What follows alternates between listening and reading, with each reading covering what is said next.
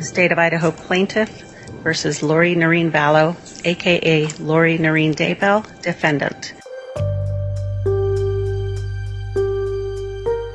Welcome to another special episode of 48 Hours. I'm Jonathan Vigliotti.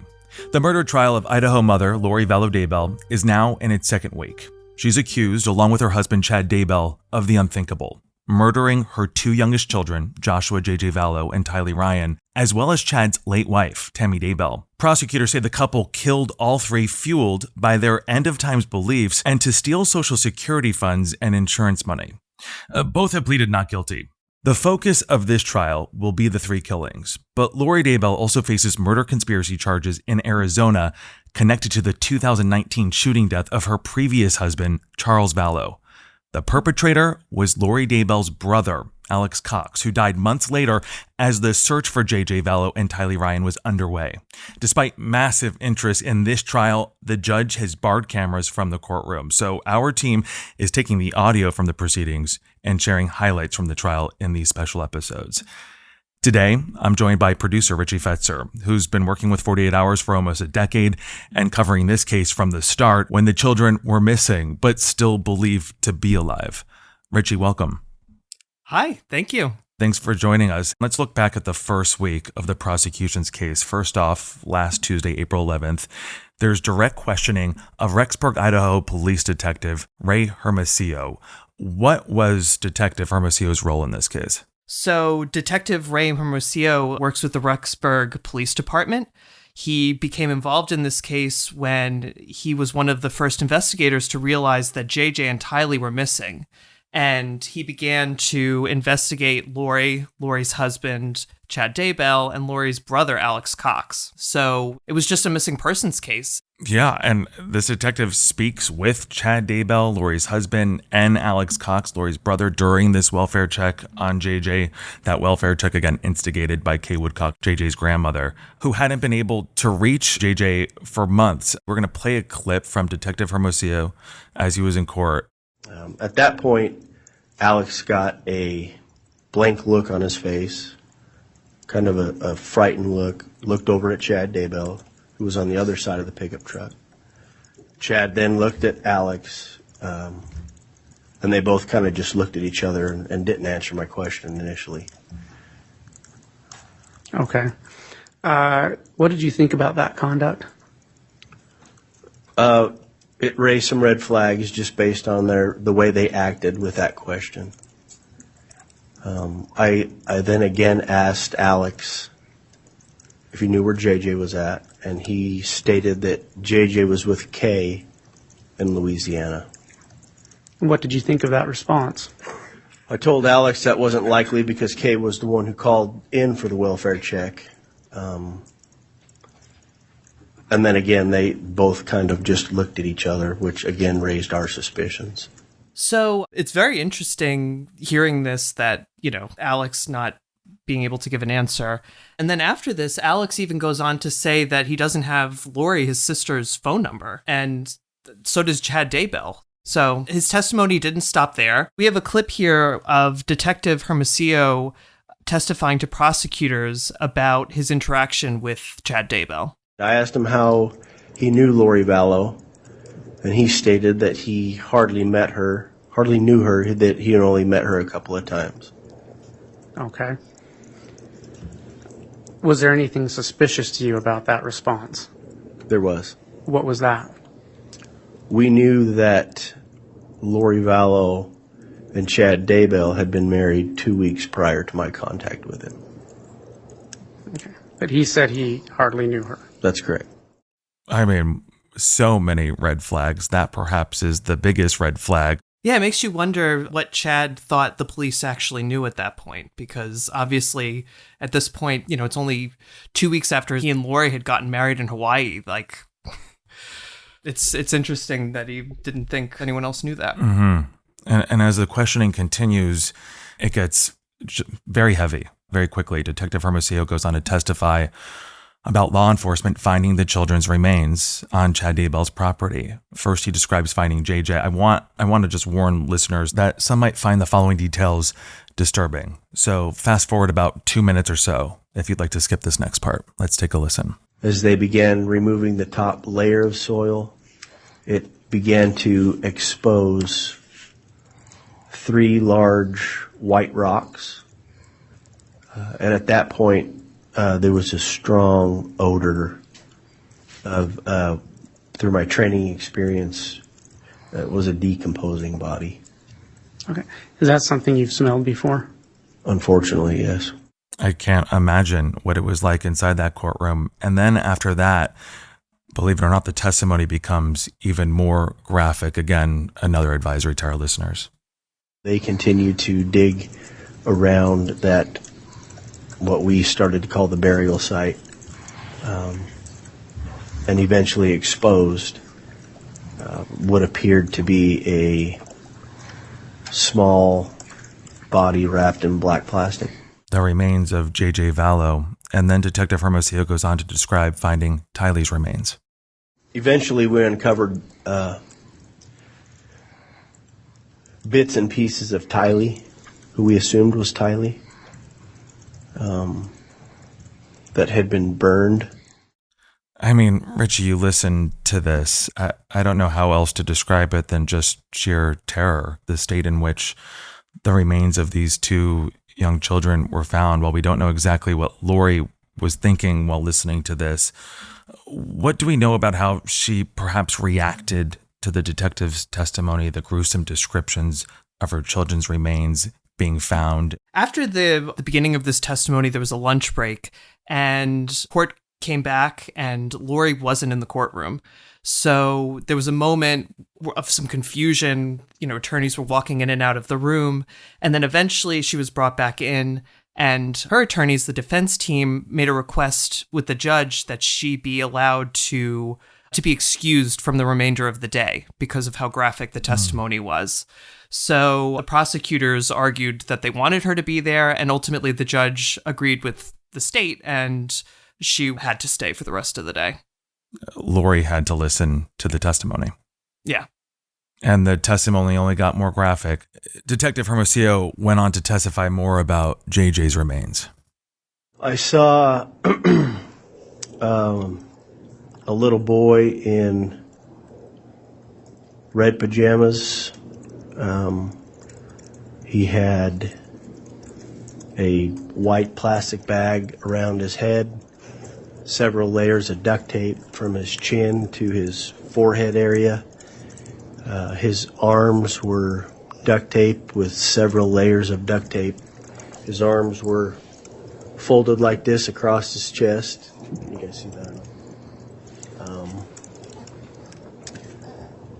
His feet were also duct taped and bound. He had a white and blue child's blanket placed on top of him. Now, Richie, I remember, and I'm sure you have this seared into your brain as well, when this discovery was first made, when it was announced to media a few years ago. And the first thing I thought about was that duct tape, how much of it was used to wrap JJ. You don't use that much duct tape if the person is not responsive or unconscious. It definitely takes your mind to some very dark places. And inside the courtroom listening to this is JJ's grandfather and grandmother. How did they respond? So it's been reported that JJ's grandfather, Larry Woodcock, was crying throughout the testimony, which is understandable. I mean, it's very graphic, and I can only imagine being someone with a close connection with this child that this is being described about. I mean, this was not an accident. This little boy didn't fall into a shallow grave in his pajamas with duct tape. Tragic. There's no other way to put it. I think this is a good time to take a quick break. When we return, Melanie Gibb's testimony about the end of times, zombies, evil spirits, and more. We'll be right back.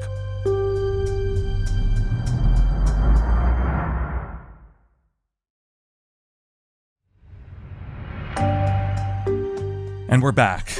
Richie, Wednesday, April 12th, the prosecutors call a witness who works at the Madison County Jail where Lori was being held before the children's remains were found, while she was facing child abandonment charges.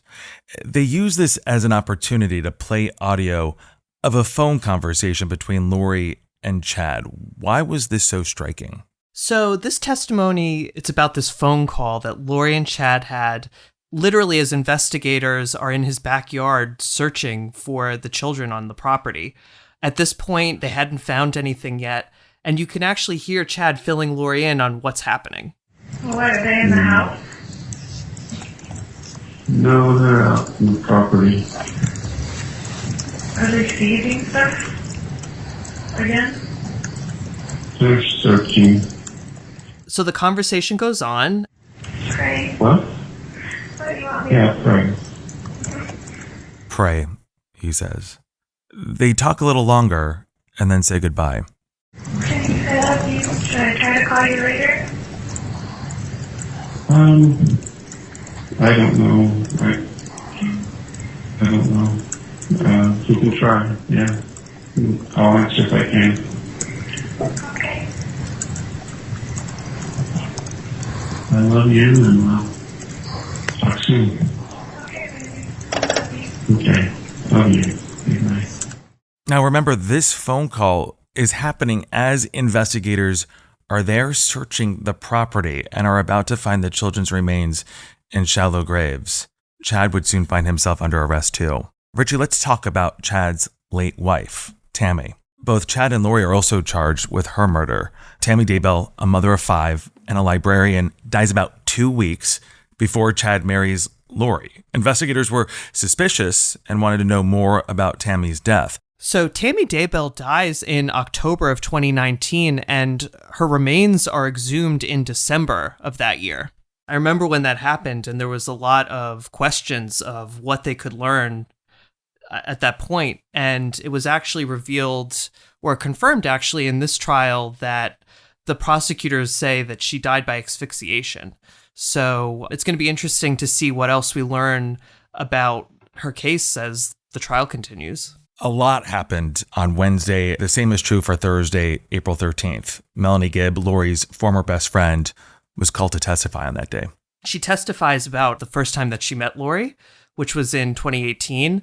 She had already been familiar with Chad Daybell. They were kind of acquaintances. And Melanie and Lori went to a conference, and Melanie testified to witnessing Lori and Chad's first meeting. And you know, it's a reminder that at this time, both of them are married to other people, and Melanie describes a clear attraction and even describes it as flirty. So one of the things I found most interesting from Melanie's testimony was when she described how Lori told her that Lori and Chad had been married in previous lives. She shared with me that he told her that they had been married in another time period. And did she tell you what she believed with regard to that? She did believe that. She had already had the belief system that this multiple lives, as they would call it, she'd already believed that before she physically met him. I mean, I'm scratching my head here as I listen to this. Richie, prosecutors have said that Lori and Chad had religious beliefs about the end of the world. What do they mean by that? Yes, Melanie testified that Lori told her that she and Chad had an important role in the end of times. She also described them having a light and dark scale where they could actually tell if somebody was light or dark. They described that people could be possessed by an evil spirit, and one of those people was Lori's husband at the time, Charles Vallow. Chad let her know that Charles Vallow was taken over by an evil spirit, and that was the first time she had heard of it. And then, you know, that made him dark, according to them. Melanie continues to talk about how she was involved in these castings that Lori would, according to her, gather groups together and try to actually cast out the evil spirit that was inhabiting people's bodies. So one of these spirits, they gave a name, Ned, that was supposed to have taken over her husband, Charles.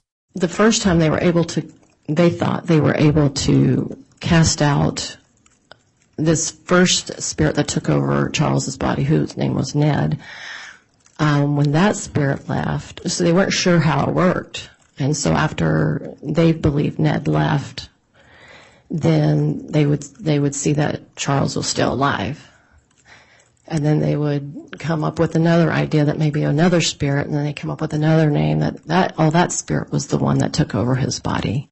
Here we are having discussions about spirits, a rating system, zombies, which we'll get to more in a second, because I want to just remind listeners at this point, Charles Vallow was killed July 2019 by Lori's brother Alex Cox, who claimed self-defense. Prosecutors say Chad's wife Tammy Daybell died of asphyxiation in October 2019. And Richie, this is where we come back to zombies. Chad and Lori married after both spouses had died. We heard a lot of testimony that Chad and Lori believe certain people were zombies. Prosecutors questioned Melanie about it, didn't they? As a part of Melanie's testimony, she described how Lori and Chad would use the term zombie for people that ultimately they would want gone. Did Lori deem Charles a zombie? Yes. Did Lori refer to Tammy Daybell as a zombie? I believe so.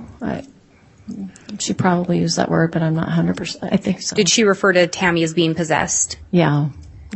Did she refer to Tylee as a zombie? Yes. Did she refer to JJ as a zombie? Yes. Melanie also testified that months before police found the children buried on Chad's property, when they were still searching for them, that Lori and Chad tried to get her to tell police that JJ was with her all along. Melanie describes getting a phone call from Chad informing her that the police were looking for JJ and that if the police called her to not answer. And then later, Melanie gets a phone call from Lori, and Lori informs Melanie that she told the police that Melanie had JJ with her in Arizona. Melanie does lie to police, but she clearly over time felt very guilty about it. So she decides to call Lori and Chad, recording the conversation. She secretly records it, and she confronts Chad and Lori about where JJ is. I asked Chad the other day, I was like, hey, where is JJ? And he said, for my security, he didn't want me to know. So is there a reason I should be in danger to know where he is? No, it's nobody. It's his danger. It's the danger that there's people after me. Okay. So if you knew, that puts you in a danger. Well, just in a bad position. Bad position. Everybody, if they don't know anything, then they don't have to say they know. Right, so you're just worried. Okay. I'm just to keep him protected. So at this point, Lori reiterates that JJ is safe, but she won't say where he is. And this really starts to raise suspicion. I think on both ends here, it seems like no one is believing each other. And I think the next clip really highlights this. Let's take a listen. This is of Lori Vallow now speaking to Melanie. If you're recording this conversation for the police or whatever, I don't know what your intention is on this phone call. Well, but I love with all my heart, and I have forever, and I will always love you. I appreciate those words, but if you really loved me, you wouldn't have told the police that I had JJ with me. That's not what a friend does. I mean, that just makes me look weird, and it's not safe for me. That doesn't look good. I mean, you had to think of my welfare if you love me. I do, and I did exactly what I felt the Lord was instructing me to do. And I appreciate you, and I love you. And I've never do anything to harm you. And you can have all of this confirmed to you by the Lord. So Melanie eventually told police she actually hadn't seen JJ in months and gave authorities the recording she made of this conversation. Richie, before we get on to Friday, April 14th of testimony, what stands out to me there is this is a phone call among friends, and Lori very quickly believes that this is being recorded, which just seems strange. Yeah, it's very interesting when you listen to the phone call in its entirety because it starts off friendly, and then the tone of the call, as Melanie continues to question them about where JJ is, shifts pretty quickly. Yeah, this group who had allegedly been planning for the end of times very intimately suddenly, at least as I kind of take away from this call, turns on each other. Let's move on now to Friday, April 14th, another big day for the prosecution. Yes, there was an introduction of a lot of texts and emails between many of the key players in this case. Chad Daybell, Lori, Alex Cox, and then also Lori's previous husband, Charles Vallow, who you'll remember was shot by Alex the summer before the children disappeared. It's important to note that after this case concludes, Lori will be facing conspiracy to commit murder charges in that case in Arizona for Charles's death. So prosecutors introduced these texts, which reveal that her husband, Charles, believed he had caught Chad and Lori in an affair.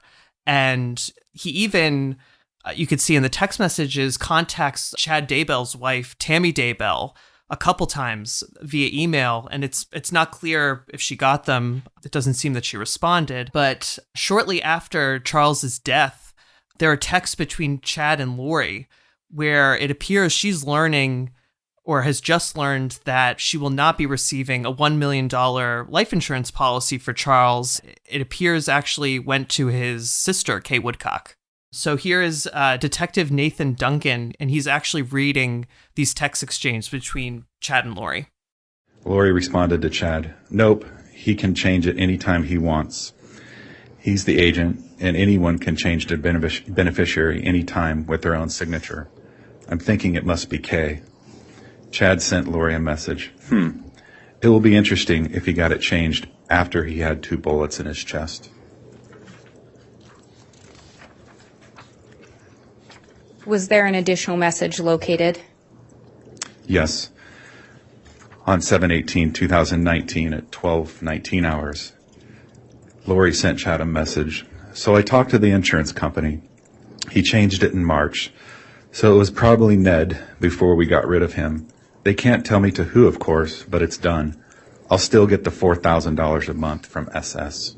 It's interesting because in those texts, Lori seems to be referring to Ned, that evil spirit that supposedly took over Charles. And this is also kind of where we're getting a better sense of a possible motive. It sounds like that life insurance policy may have played a big role in Charles Vallow's death. Yes, so that seems to be what prosecutors might be implying in including this.